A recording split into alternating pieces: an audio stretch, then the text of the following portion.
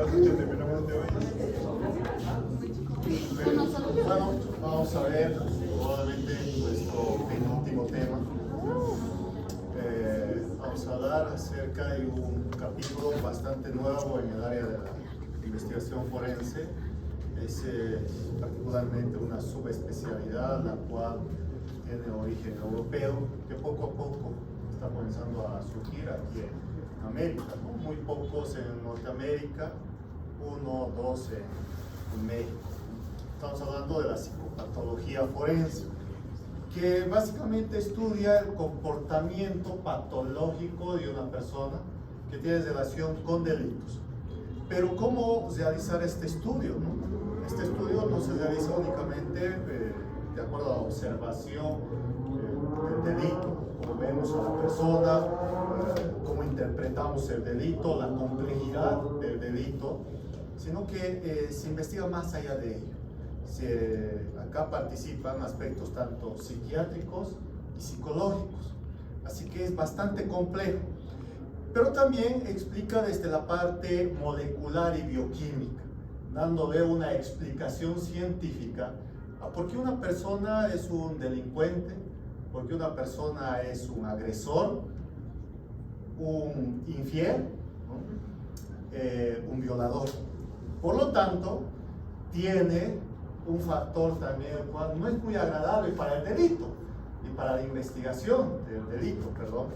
Porque si nosotros explicamos que una persona es violadora desde el punto de vista bioquímico, molecular, y demostramos de manera científica que este sujeto es un violador por estas alteraciones moleculares químicas, lo vamos a sacar de la cárcel. Ahí es donde participa la psicopatología forense, ¿no? Pero también involucra conocer la personalidad, el aspecto general de una persona.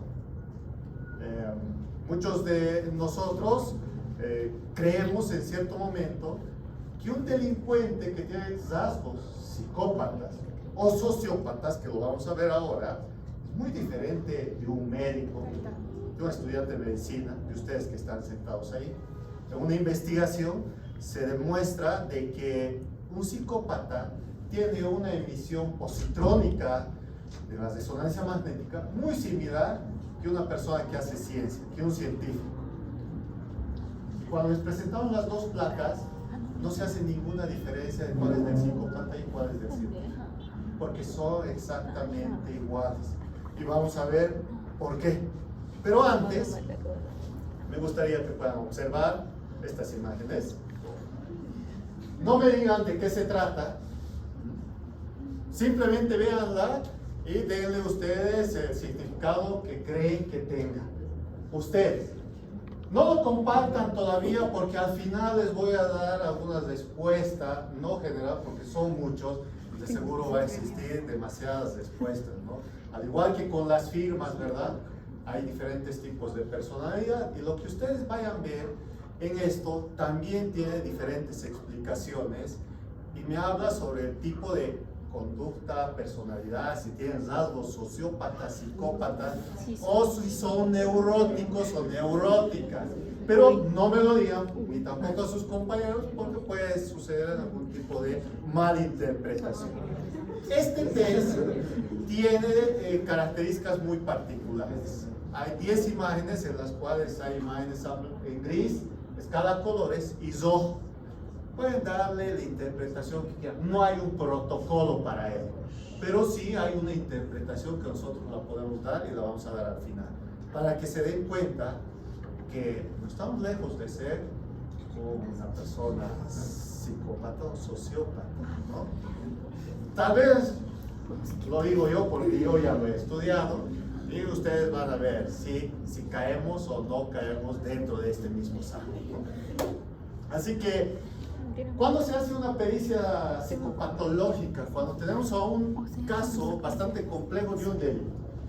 De un delito en el cual puede ser que yo mate exclusivamente a personas rubias de entre 25 y 35 años, que son estudiantes de medicina, y que además las decapito a todas ellas. Y tengo ese patrón. ¿Pero por qué tengo ese patrón? Es lo que quiero explicar. ¿Por qué es que sucede ello? ¿Por qué es que me inclino a este tipo de delito? ¿O por qué es que un sujeto es un pederasta, teniendo una línea moralmente establecida, ¿no? Como ahora está de moda hablar de ello, ¿no? ¿Por qué es que sucede ello? Si ustedes recuerdan, el hipotálamo en sus núcleos laterales controla básicamente la agresividad. Y eso cada uno de nosotros lo sabemos, ¿no? Porque podemos enojarnos con una persona, pero tener un arma. Sin embargo, algunas personas tienen una modificación del gen IMAO, de la monoaminoxidasa. Este gen se llama el gen guerrero, y aquellas personas agresoras la tienen. Pero también puede suceder a algunas otras personas que tienen patologías como los amartomas, o aquellas otras que tienen alteraciones en el líquido cefalorraquídeo de la 5-hidroxitritamina, del 5-hidroxiindolacético, etc.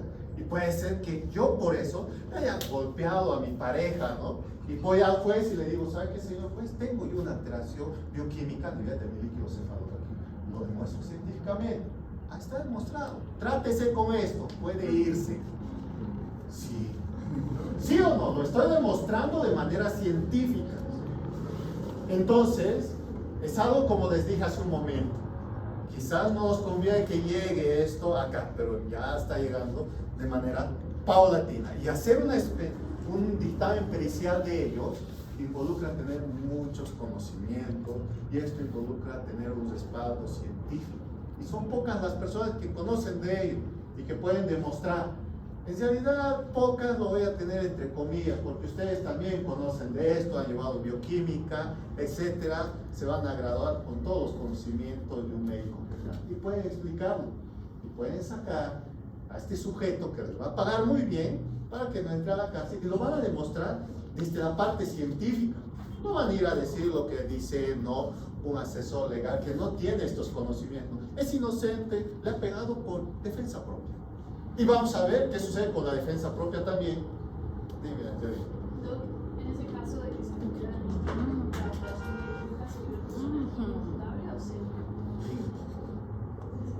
se llama eximiente legal. Y vamos a ver al final, se los voy a demostrar. Bueno, el amartoma, por ejemplo, hipotalámico, como ven ahí, es uno de los responsables.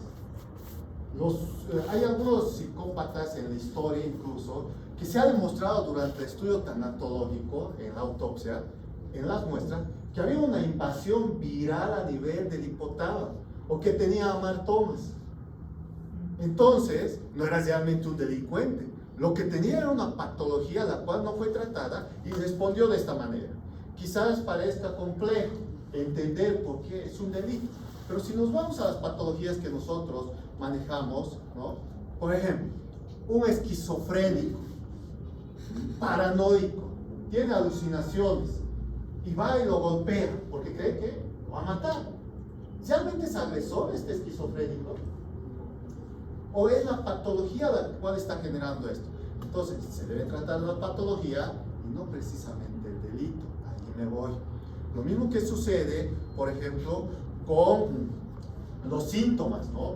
El hemibalismo, por ejemplo, ¿no? Por daño de los núcleos basales. En el hemibalismo una persona viene a hacer este tipo de movimientos descontrolados.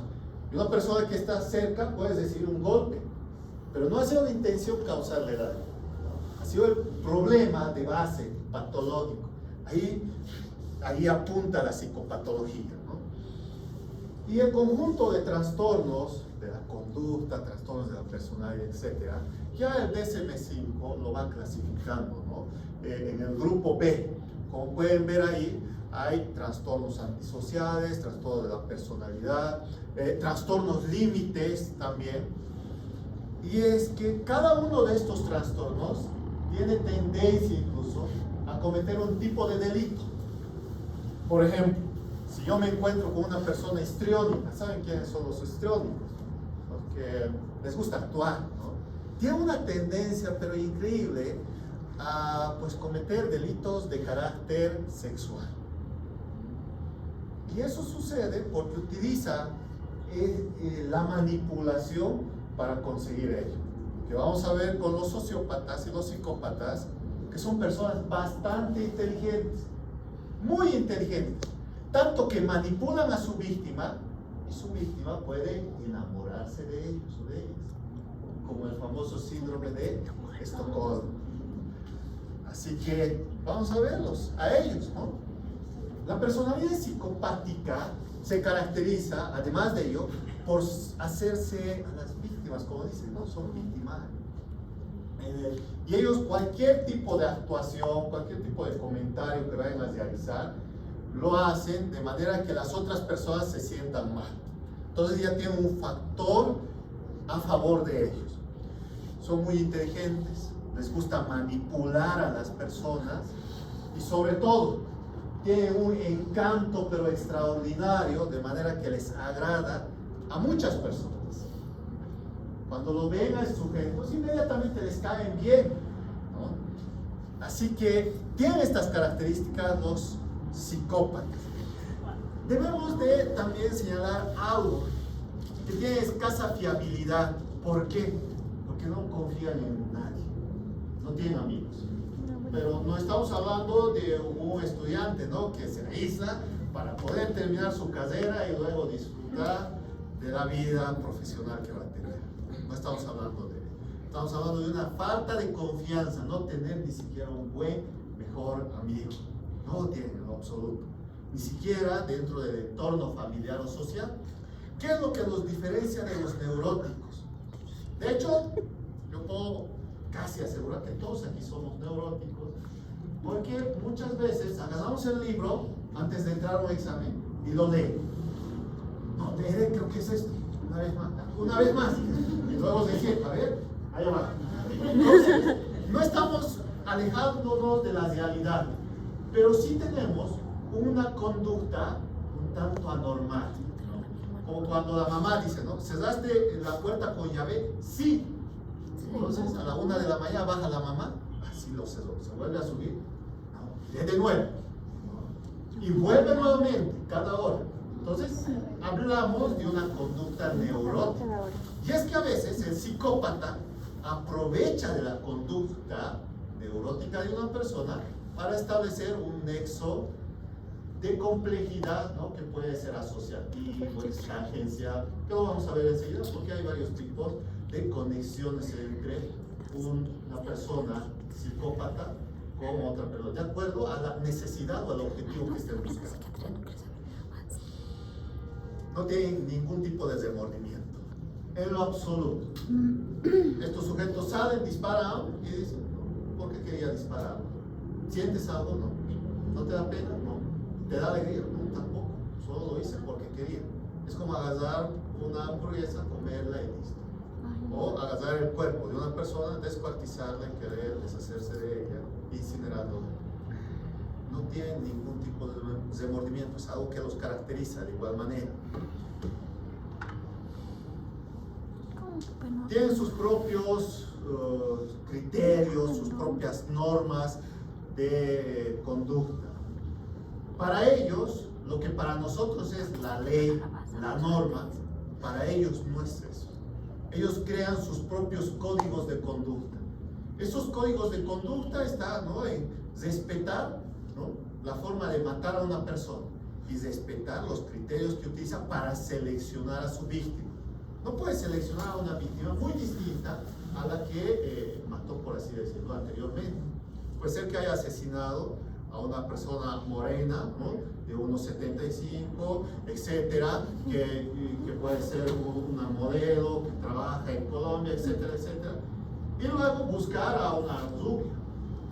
No tiene ese patrón, ¿no? Entonces, no podemos hablar de esta conducta psicópata.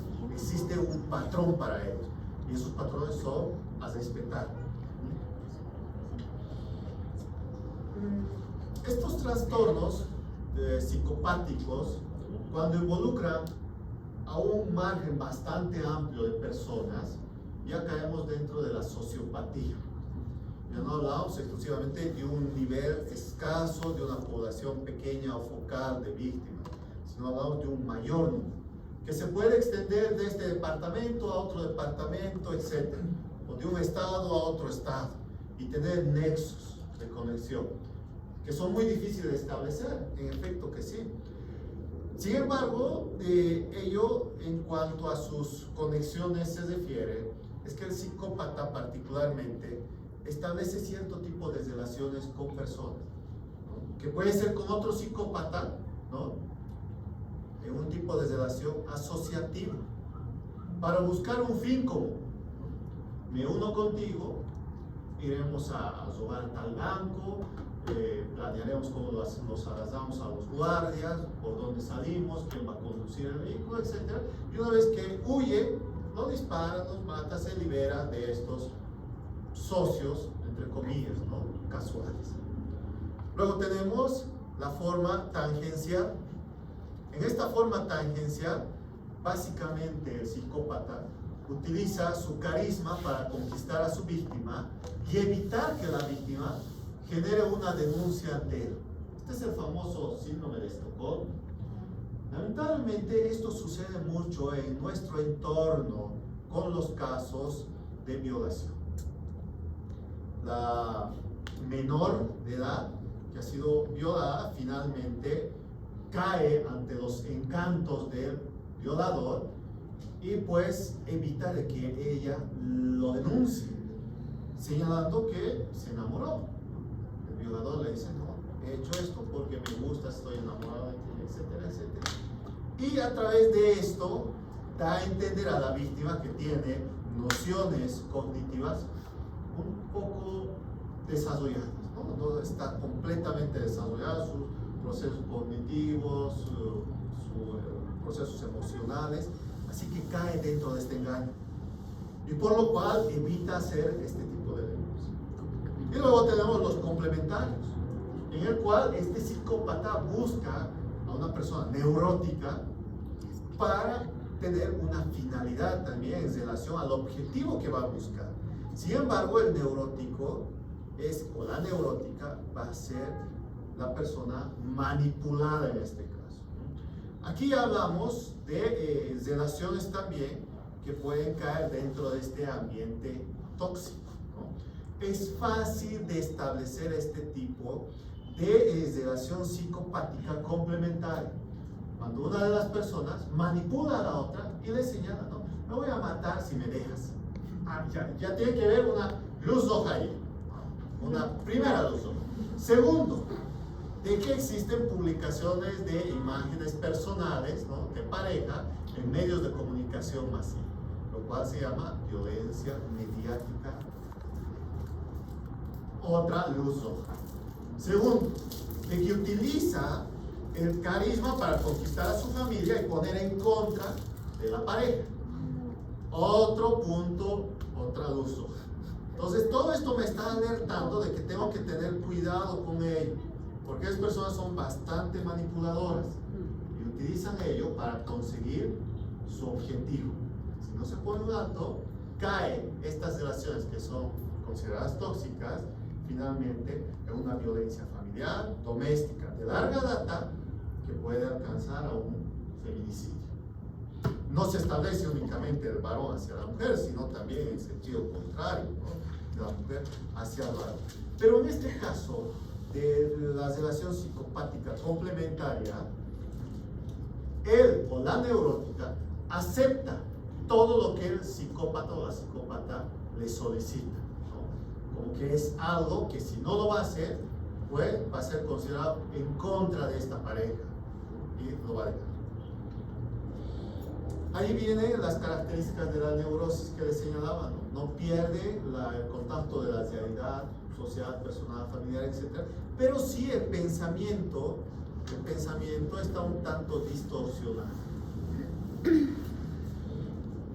En la psicosis, a diferencia de la neurosis, puede existir no solamente un daño psíquico, psicológico, sino que puede existir también un daño orgánico, como por ejemplo lo es en la enfermedad de Alzheimer, en el Parkinson, en la enfermedad del gluten igual, en procesos entéricos, puede estar acompañado de cuadros psicopáticos. Por lo tanto, es menester poder descartar estos otros diagnósticos. Sensibilidad al gluten de carácter no celíaca, la esclerosis múltiple igualmente y el trastorno bipolar de la personalidad. Si nosotros hablamos del trastorno múltiple de la personalidad, podemos hablar quizás solo de una personalidad doble, ¿no? Una de las personalidades es pasiva y la otra agresiva, pero también puede venir una tercera o una cuarta, por eso se habla múltiple. Un caso clásico de psicosis, ¿no? Más de carácter sociopático, ¿no? Es la de Ted Bundy. Si ustedes lo escuchan, este sujeto asesinaba a mujeres de ciertas características, cierta edad, y pues simplemente porque tenía esa intención, ese impulso, solo por eso. Pero no es el único, ¿no? En la historia hay incluso mujeres, la baronesa Escarlata, por ejemplo, quien asesinaba a todos quienes eran sus enamorados, en el entendido de tener una colección de ellos. Y es que cuando uno demuestra que una persona tiene alteraciones morfológicas, orgánicas, bioquímicas, fisiológicas, pueden ser utilizadas a favor de esta persona y va a ser viabilizado en la defensa. Y es que en el Código Penal, el artículo 74 hace mención de la enajenación mental y señala que si una persona durante su reclusión cae en un trastorno mental el cual es demostrado a través de una valoración psiquiátrica, va a ser detenida su sanción para ser trasladado a un centro de salud y cumplir ahí su asistencia sanitaria. Si durante la asistencia sanitaria este sujeto recupera sus funciones normales, entonces tendrá que ser devuelto al centro penitenciario. Este es uno de los puntos críticos que utilizan muchos asesores legales, ¿no? Como por ejemplo del feminicidio de la semana pasada, ¿no? El sujeto se había declarado, ¿no?, como culpable y posteriormente fue asesorado muy bien por la parte de la defensa y quería inclinarse a este punto de enajenación mental porque solicitaron una pericia psiquiátrica para ello. Pero ¿dónde es el punto crítico aquí? Esta persona había aceptado, es decir, que era consciente de haber cometido un delito. En cambio, el psicópata o el sociópata no considera ello un delito, considera nada más que una actividad que él debe de realizar, ¿no?, como parte de sus códigos éticos, morales propios de él, ¿no? Que vamos a subrayar estas dos palabras, ético y moral, que no tienen absolutamente nada dentro del aspecto patológico de estas personas. Así que se los libera en caso de demostrar. La pericia, sin embargo, para demostrar si una persona es enajenada mental o no, se requiere la participación de un equipo multidisciplinar. En este caso, de psiquiatría, ¿no?, y medicina forense. Y por la otra parte, psicología. Cada uno de ellos realiza una valoración independiente. ¿Por qué independiente? Porque el juez requiere que estos profesionales demuestren desde su punto de vista si en efecto caen los criterios acá. Porque si se van a unir, van a ponerse de acuerdo solo en un resultado, ¿no? Lo que se espera es que se tengan por lo menos dos resultados, que pueden ser similares o contrarios. Y en el caso de existir una pericia con resultados contrarios, se solicitará una contrapericia. Es decir, estos peritos que han trabajado en el Instituto de Investigaciones Forenses van a enviar su pericia y él mismo va a ser trasladado a un perito externo, que no es del Ministerio Público. Este perito externo se llama contraperito, que él mismo puede ser a nivel nacional o puede convocarse de uno de los países vecinos. Por lo general, es de frente acá en Bolivia con los que se trabaja, pues con Colombia o con Chile, ¿no?, o uno de los dos. Y ellos hacen de perito dirimidor para determinar si en efecto los resultados que se obtuvieron acá por parte de DINI sí son los adecuados o es que se cometieron algunos errores. puede existir una metapericia, es decir, hacer un estudio pericial de esta última pericia, eso se llama metapericia. Y ya acá pues lo que corresponde es demostrar sobre todo los puntos más criticados, ¿no? A través de la revisión bibliográfica, más menos que buscar en la experiencia del perito, se va a buscar en literatura. Pero también existen eximientes psíquicos.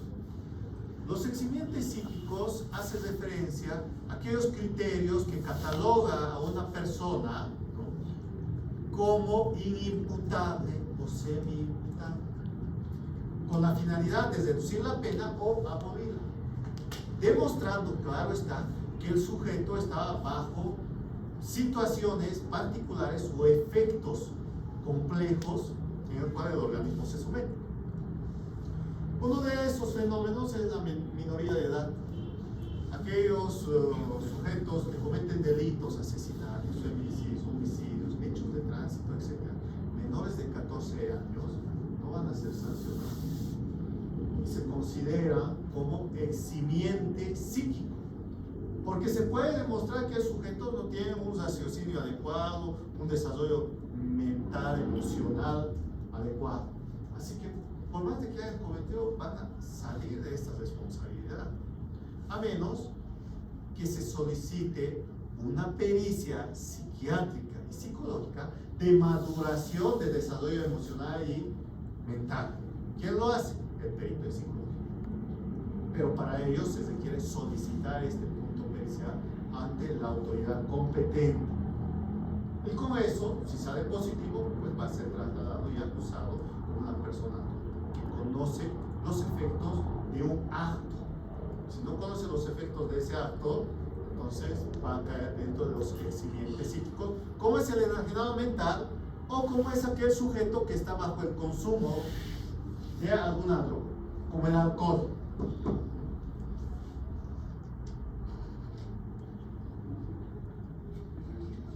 Bueno,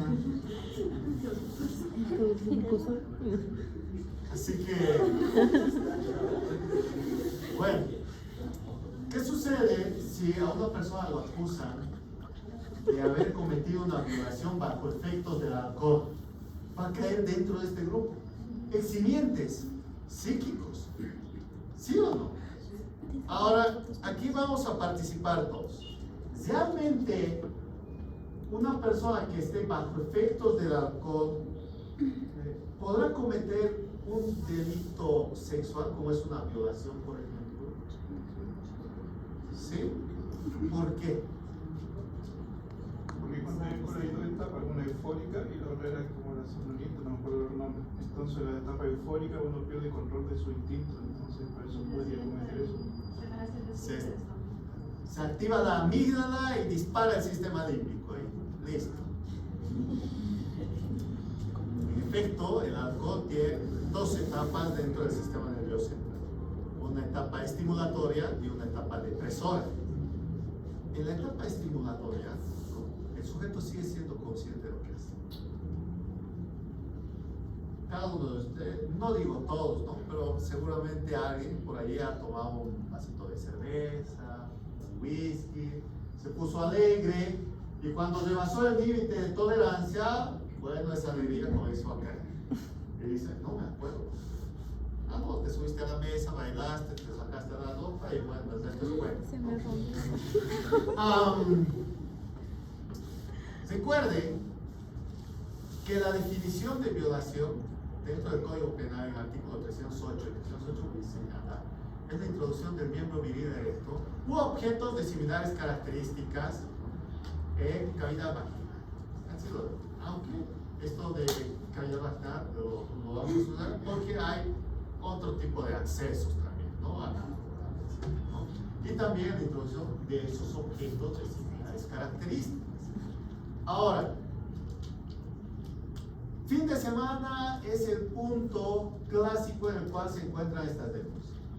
Nosotros salí ayer a un boliche y pues bueno, desperté al lado de un chico que ni conozco y conozco, y pues no me acuerdo qué es lo que ha pasado. Sí estuve bebiendo, etcétera, etcétera. No recuerdo qué es lo que sucedió. Pero estuve desnuda al lado de esta persona que no lo conozco, ¿no? Entonces hice la denuncia y lo detuvieron a ti. Entonces, ¿tú estabas tomando? Sí. ¿Recuerdas todo lo que pasó? Más o menos. ¿Cómo llegaste ahí? Entonces, ¿se toma qué? Además de la revisión física, que ya la sabemos, genital, paragenital, extragenital, se toman muestras de sangre y muestras de orina. Si la muestra de sangre demuestra alcohol o la muestra de orina alcohol o algún elemento tóxico distinto a ello, benzodiazepinas, por ejemplo, o cocaína, estos dos lo vamos a dejar un momento. Alcohol. Entonces esta persona estaba bajo efectos etíricos, por más de que sea la etapa excitatoria o depresora. ¿Sí? Vamos todos ahora al angelito. ¿Qué es lo que ha pasado? No, la conocí en la fiesta, nos hablamos, nos gustamos y pues llegamos al apartamento, a mi pieza, etc. Después pasó lo que dice que yo la violé, ¿no? En realidad, no, llegamos juntos, no la obligué. No la obligué, llegamos juntos porque no tiene ninguna lesión, etcétera, etcétera. Entonces, nuevamente les pregunto, ¿es violación? Sí, no y por qué.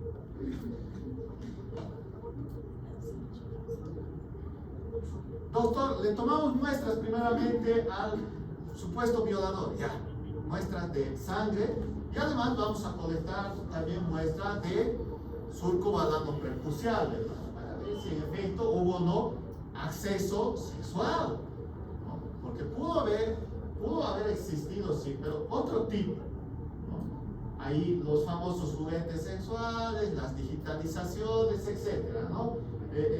Las actividades de tipo oral, etcétera, etcétera. Entonces, tomo muestras. En efecto, sale positivo. Sale positivo, genéticamente es compatible, en efecto. Nuevamente, ¿es violación o no es violación? Depende del estado de conciencia ¿De quién? del violador, o sea, del que están echando, digamos. Ya, del sospechoso. Sospechoso. Ya. Que estaba como que todavía consciente de sus actos, digamos que se aprovechó de la actividad. Sale positivo, los dos que estaban malísimos, como dicen. No, estaban pues en la etapa ya casi depresora, ¿no? Porque así llega, ni él se acuerda, ni ella se acuerda. Eso no es. ¿Quiénes dicen no es? Levanten la mano. A ver, para reducirles el trauma tal vez. ¿Y quiénes dicen que sí es? ¿Por qué? ¿Por qué es violación entonces? Hay introducción, efecto. ¿Por qué?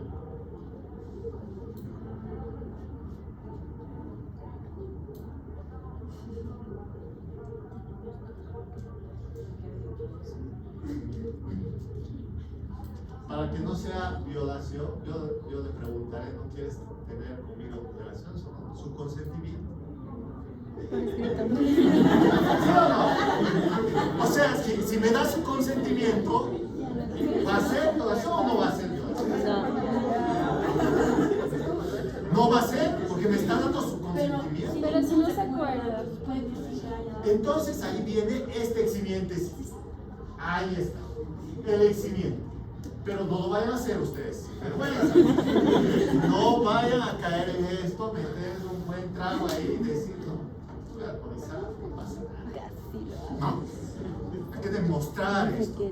Entonces no hay, porque ninguno de ellos ha ofrecido su consentimiento, pero también ninguno de ellos se opuso a esto. ¿Cómo llegaron ahí si no existió forcejeo? Porque, vamos, suéltenlo. ¿Por qué? Porque querían. Les cuesta hablar, nuevamente les digo, si no tienen cierto tipo de mito, ¿no? Porque cuando están acá no quieren hablar, pero cuando están afuera, no, que esto es que se más posiciones y todo eso, ¿no? Pero ven cómo ¿Cómo podemos utilizar esto? O sea, algo que realmente para nosotros puede ser considerado violación, ¿no? Imagínense para los padres de estos sujetos. Va a decir de esta parte, de la muchacha, no, que es violador y esto y esto. De la otra parte, no, su hija quería ir, ¿no? Por algo aparecido ahí, ¿no? Iba a oponerse, iba a forcejear, etc. Pero estaba autorizado. Ay, mi hijo también. Ninguno se opuso, etc. Pero había un punto muy importante que decía su compañero. Yo me aprovecho de que está en estado etílico y me la llevo. Te voy a llevar a tu casa, descansar, estás en tu cama, estás en tu cuarto, etc.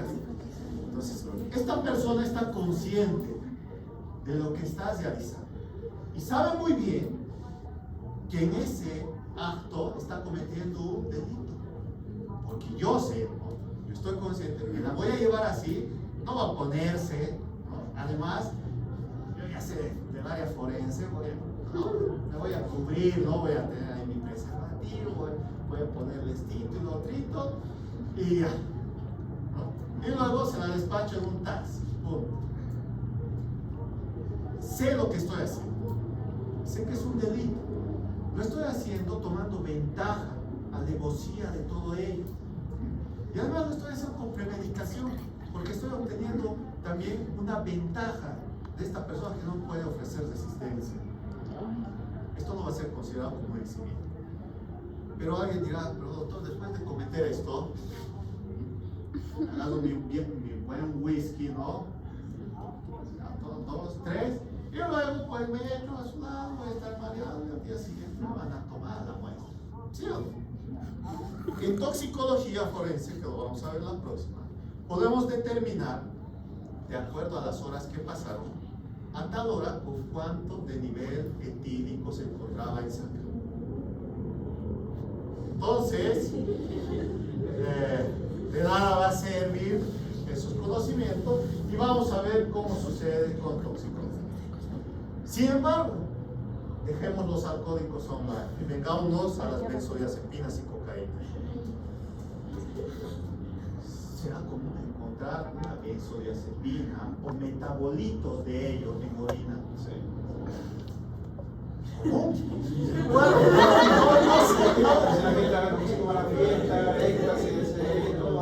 bueno, éxtasis, sí, lo he visto, éxtasis, derivados cannabinoides también, es frecuente, pero en este tipo de eventos en el cual llega la víctima, me refiero a eso.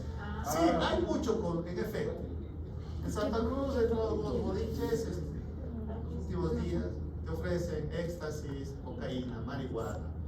Es tan normal que si abres el bolso de una persona, vas a encontrar ahí algunas pastillas que no sabes si son medicamentos o que son estas otras drogas, ¿no? Pero nos inclinaremos nuevamente a este cuadro. Le tomamos muestras de esta persona que está realizando la denuncia y encontramos estos metabolitos. ¿Qué podemos pensar del sospechoso? Ahí viene, lo hizo intencionalmente. Así que, ¿será considerado como un eximiente psíquico? Porque esta persona sabe que al reducir el nivel de conciencia va a poder aprovecharse de la situación. Entonces, debemos saber utilizar cada uno de estos criterios. De la misma manera, se puede determinar a través de toxicología forense cuánto tiempo pasó del consumo de esta droga y a través de los resultados pedir, ¿no?, al perito de toxicología a las 10 de la noche que se les vio salir del boliche, con cuánto aproximadamente de niveles sanguíneos de esta droga se encontraba. A esa hora, 0. Entonces el consumo fue en otro lugar después de salir del boliche. Y podemos ya ahí utilizar estos criterios como que realmente no me violó, ¿no? Que yo he tomado esto para acusarlo a este sujeto y meterlo a la cárcel. ¿Por qué? Porque es mi ex tal vez, o lo odio, etc. Y pues he manipulado el estudio de toxicología, pero como ven, los resultados de acuerdo a las horas son precisos. Y existen valores de los cuales, una vez que se terminan los resultados de emitir a fiscalía o al juzgado, el juzgado va a pedir esos valores. O directamente en el juicio oral se le pregunta al técnico: doctor, dígame, a las 10 de la noche se debió salir del boliche a este sujeto. ¿Con cuánto de alcohol en sangre se encontraba a esa hora de acuerdo a sus resultados? 0.8. Y luego dicen que llegaron a su departamento. Pongamos que se encontraba dentro del área urbana. Pongámosle media hora. Entonces pongámosle a las 11 de la noche. ¿Con cuánto de alcohol en sangre se encontraba de acuerdo a estos resultados? Tanto. A la 1 de la mañana con tanto. A las 5. Entonces, de acuerdo a los resultados, se analiza los niveles de conciencia para saber si podía tomar decisiones como dar consentimiento al acto carnal o no tomar esas decisiones y caer dentro de esto. La actuación bajo el síndrome de abstinencia igualmente, ¿no?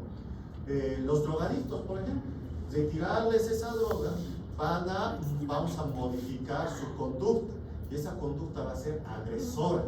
Yo le digo, yo no consume más coca.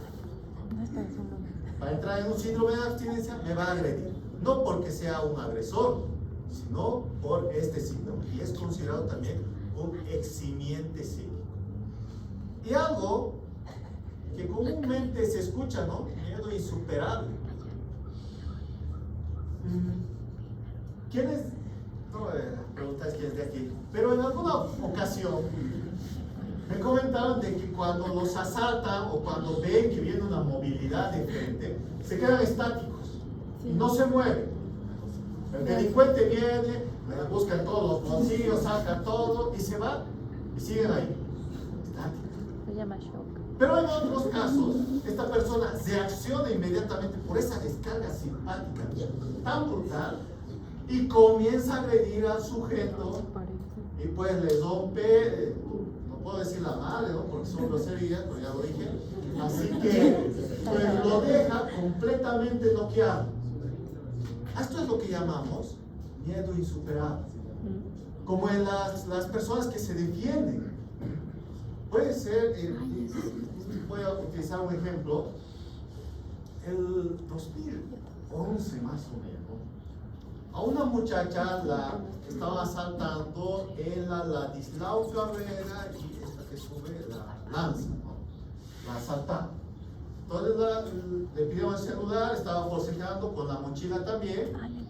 Y pues bueno, la pistola con la cual le estaban asaltando se cae.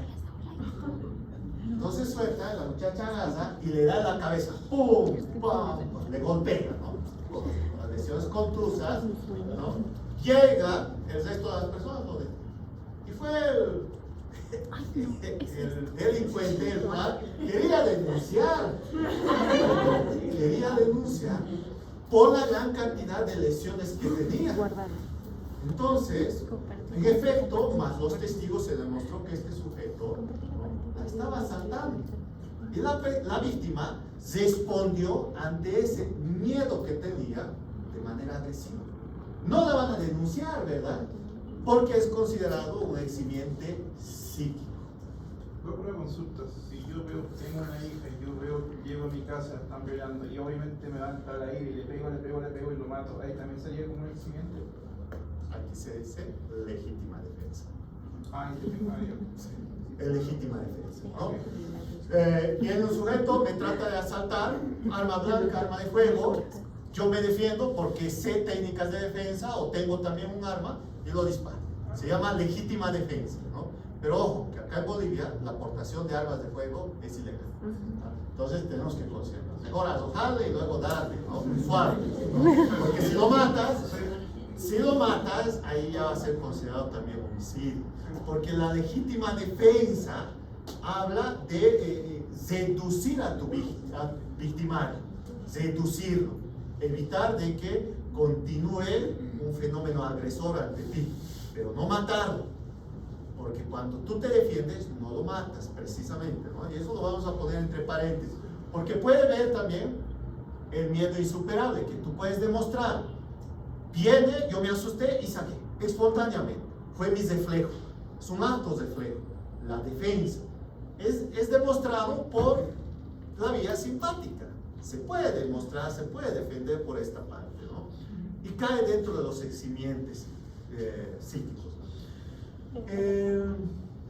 A ver, en 2009, si no me equivoco, mataron a un muchacho, ¿no? El papá era militar, creo, policía, ¿no? Llegan al juicio después de 6, 7 meses, ¿no? Y lo estaban acusando por homicidio, no por asesinato, porque por asesinato eran hace 30 años, o 15, 18 años, homicidio. Y el abogado iba a sacar en 2 meses. Si salen feminicidas, imagínense.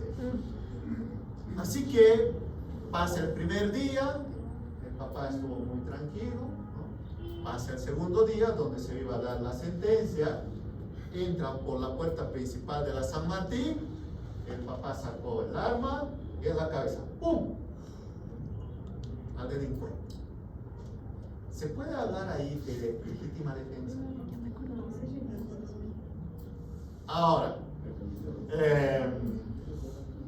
¿qué harían ustedes si lo matan a su hijo?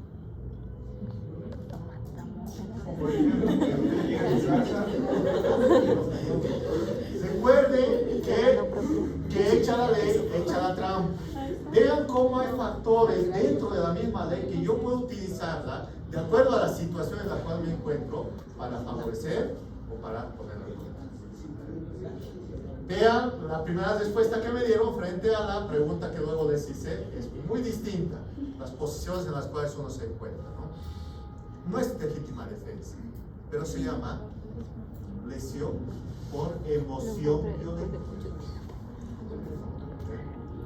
Yo veo que están agrediendo a mi hija o a mi hijo, ¿no? Veo al sujeto, voy y lo golpeo. No me estaban agrediendo a mí, estaban agrediendo a la otra persona. Pero la emoción que se generó en ese momento me desconectó de mi corteza prefrontal, ¿no? Y me olvidé de todo, de qué es lo bueno y qué es lo malo, solo iba con una intención, es evitar que continúe ese delito y tomar justicia por mano propia. Pero les repito, en la legítima defensa se defienden, o sea, evitan de que se les cause daño. Si no existe esa posibilidad, por ejemplo, y el ejemplo clásico es que los apunten con un arma de fuego y ustedes también reaccionan y disparan, eso tiene que ser demostrado a través del miedo es insuperable, la emoción violenta y la legítima defensa. Pero ojo, que si yo soy personal policial o militar o un guardia de seguridad que tiene el permiso de portar un arma de fuego, ¿no? O poder utilizar mis conocimientos de defensa personal para reducir a esta persona, incluso poder quitarle la vida a través de mis conocimientos, se denomina incumplimiento de un deber. Esto debe de ser analizado de acuerdo al país en el cual nosotros estemos. Por ejemplo, acá en el cumplimiento del deber, se debe de esperar a que el sujeto responda a las preguntas, ¿no? Baje su arma, ¿no? Y no ir directamente a disparar. En Estados Unidos es peor todavía. Se tiene que solicitar, se tiene que transar con él y después de ello, si no existe una respuesta adecuada, buscar otro medio, como la reducción física. Pero si el sujeto dispara, primero, tienen toda la autorización de disparar. Por más de que este sujeto esté bajo efectos de un problema patológico, psíquico, psiquiátrico, tienen esa autorización. Y es un eximiente psíquico, ¿no? Los eximientes que corresponden a estas categorías, ¿no? Para poder defender, sin embargo, se requiere de los conocimientos neurocientíficos. Es bastante amplio, muy amplio. Tenemos que hablar de genes, tenemos que hablar de modificaciones bioquímicas, como les mencionaba, y describirla desde el punto de vista psíquico y psiquiátrico, ¿no? Ahora... lo que vi.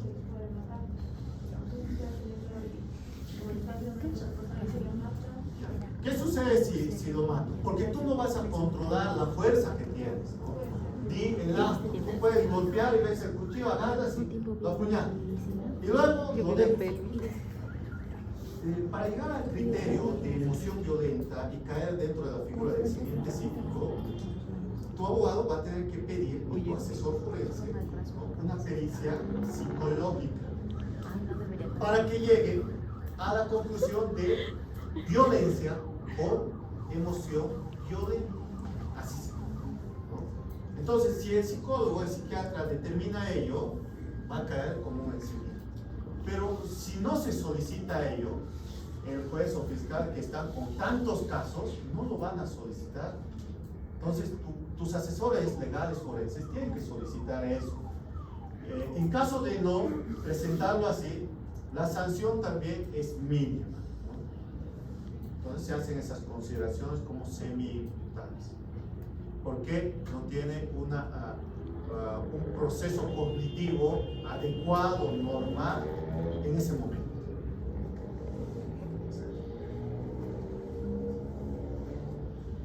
Bueno, vamos a ver primero las 5 primeras imágenes, que las enumero acá. Por favor, aquí cada uno haga su autoevaluación. Es un orientativo. No se vayan a sentir mal si les sale una inclinación psicopática, sociopática, neurótica o un superdotado por ahí. Así que vean primero, tienen números, porque más adelante les voy a decir cada uno de acuerdo al número qué significa. Si quieren pueden anotarse qué es para ustedes la primera imagen, qué es lo que ven en la primera imagen, qué es lo que ven en la segunda imagen, tercera imagen, cuarta imagen y quinta imagen.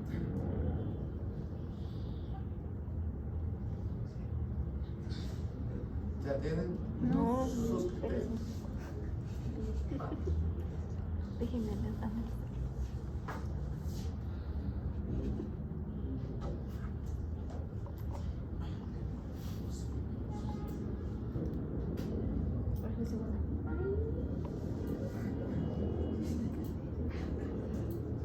¿Tú no?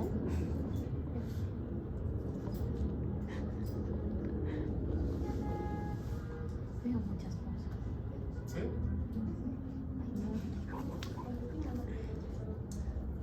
El primero, el número 1.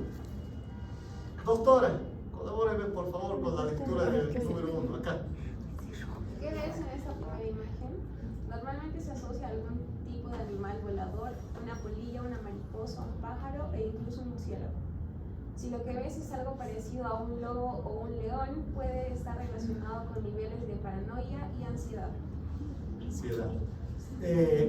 Está llegando a exámenes, así que no se sienta mal si alguno ha visto alguna de esas imágenes.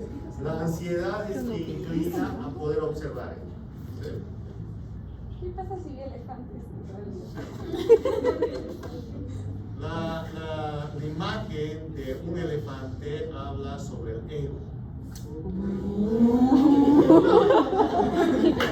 Cuanto más grande sea el animalito que uno ve, el ego puede estar más elevado. Doctor, usted, el número 2. Ya, escuche por favor. Ya, ves a dos personas, entonces esa es buena señal. Normalmente se pueden distinguir dos figuras humanas con un sombrero, payasos o individuos con turbante. En caso de que tengas dificultades para distinguirlas, es posible que tengas las mismas dificultades para relacionarlas, para relaciones personales. Una dificultad de ello me habla, ¿no? Pero no es la de, repito, solo es un orientativo. Si yo no he podido identificar a esas dos personas, no quiere decir que sea un enajenado también de la sociedad, ¿no? Tal vez no tenga tan gran número de amigos como tiene mi entorno, ¿no? Pero hubiese que hacernos una introspección, ¿no? El 3, doctora.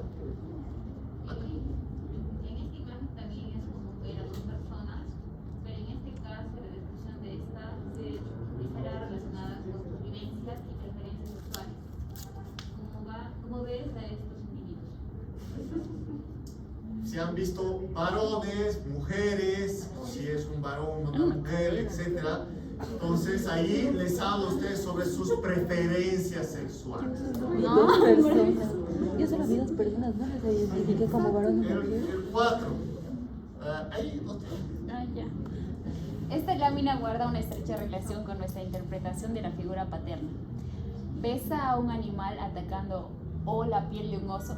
Si la figura que observas tiene connotaciones agresivas, quizás significa que guardas miedos e inseguridades hacia tu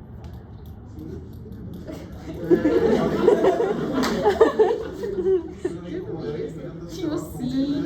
Yo no noté ya la Cuando uno se ve arriba mirando hacia abajo, habla también del ego, que está muy alto. Pero cuando ve en sentido contrario como alguien, Sí. ve también que el ego está muy bajo, pero si a medida que sigue viendo hacia arriba, comienza a ascender y acercarse a lo que observa, quiere decir que tiene un proyecto de vida muy, muy alto. Muy alto. Muchas. El 5. Doctor.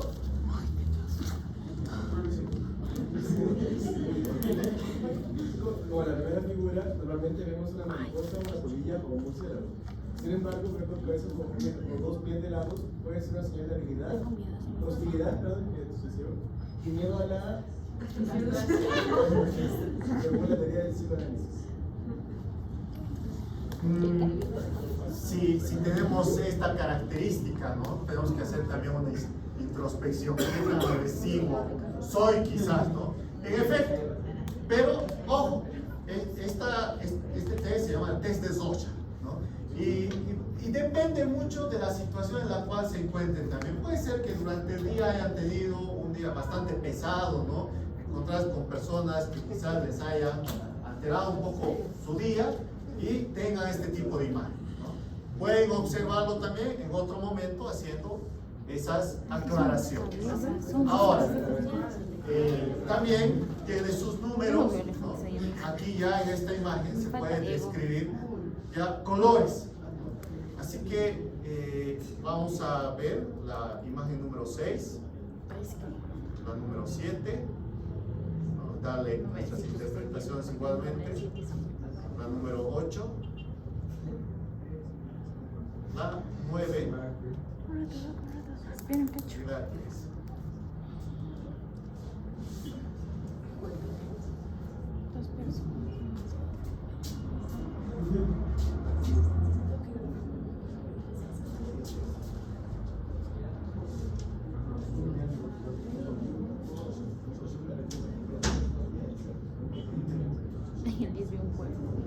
Tengo una imaginación. ¿Ya? No.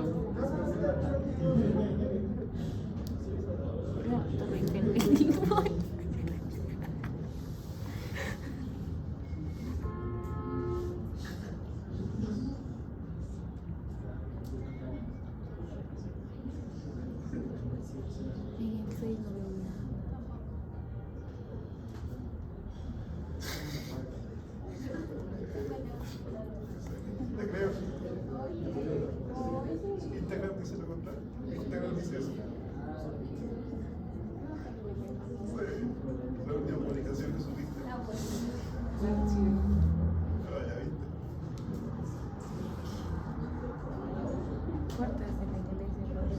No, sí. ¿Ya? ¿Lo quitamos? Sí. Si uno no ve nada, Sí. Ahora al final se va a ver. Ah, ya, gracias. Vamos entonces No veo. con la interpretación que se le da a esto. Aquí tenemos a la figura número 6. Acá, doctora. Presta atención a la figura y piensa qué ves. O qué te das cuenta. La sexta lámina es, en teoría, la representación de una muestra de muestras de tendencias sexuales inconscientes.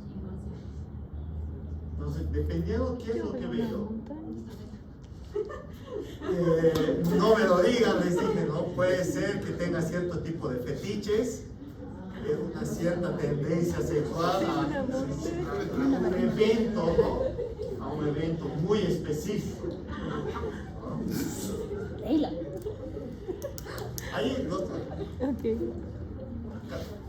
Esta lámina está relacionada con la figura materna. Normalmente vemos dos caras humanas. Por lo general, muy pocos varían en esto, porque esa figura materna es la primera que nosotros almacenamos, ¿no? Pero cuando no tenemos una imagen clara es que seguramente existe un conflicto con la línea materna. ¿Se debe de solucionar? Quizás no, tal vez el día de hoy hayan tenido un conflicto precisamente con la mamá, etcétera, ¿no? O con la abuela, por eso es que se genera eso. Se debe de realizar también nuevamente y acompañar con otros test, ¿no? La tercera, allá, doctor. Aquí, la tercera. Tengo ansiedad. O sea, sí tienes, pero... La primera de las láminas de color tiene unas manchas rosas. Si no ves los animales como un gato, un perro o incluso un camaleón, puede ser señal de ansiedad. Ah, no, sí veo. Entonces, cuando uno no ve nada, Yo sí veo. ¿qué puede ser? Ansiedad. Ansiedad. No depresión. Puede ser también.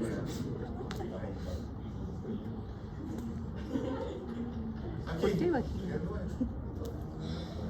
En esta lámina podemos observar multitud de elementos según la teoría psicoanalítica.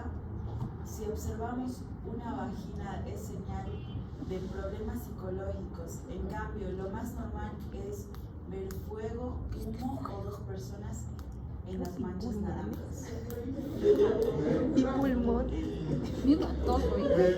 Si ven otra imagen distinta a ellas, no hay ningún tipo de inclinación, no hay ninguna alteración. Aquí sí cae dentro del tema de normalidad como una mancha nada más, exponiendo. Por eso le decía, al final vamos a hacer estas aclaraciones. Y el último, a ver, acá. La última de las láminas del TED.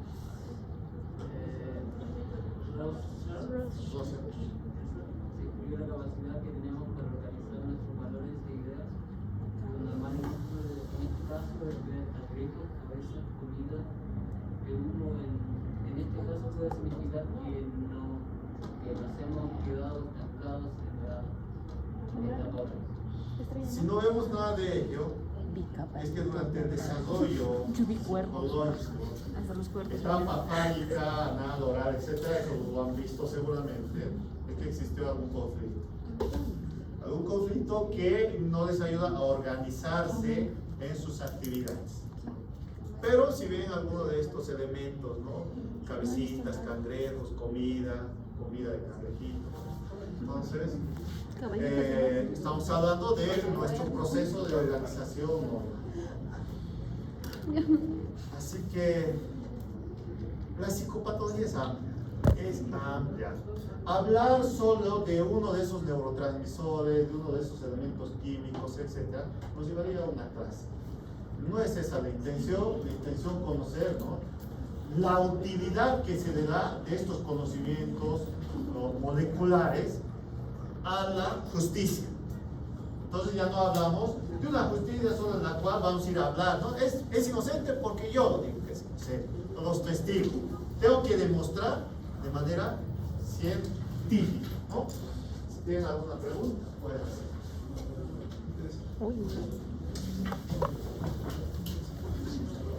¿Acabamos?